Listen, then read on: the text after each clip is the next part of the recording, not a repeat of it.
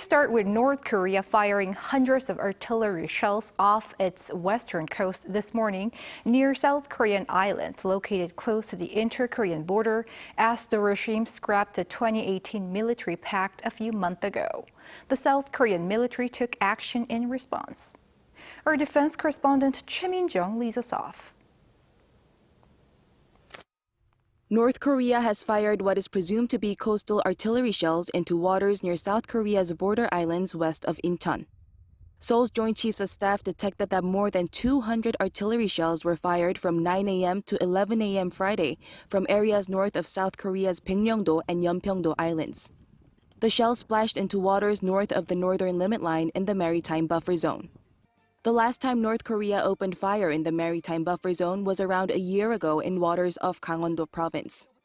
But Friday's provocation comes after the regime terminated the September 19th inter-Korean military agreement last November, following South Korea's partial suspension of the pact in protest of the regime's spy satellite launch.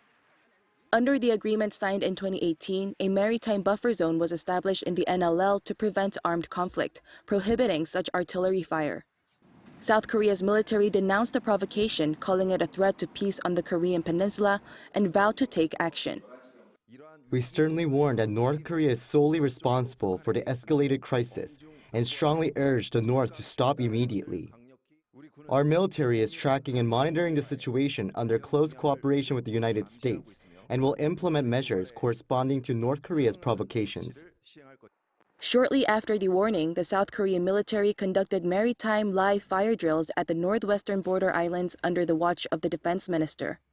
These were the first such exercises conducted by the South Korean military in the maritime buffer zone since the inter-Korean military agreement was signed in 2018. Minister Shin Won-sik stressed that the military must be able to, quote, completely destroy the enemy so that it will never dare to provoke again. The JCS said no damage had been done to the island's residents or the military following the North's provocation.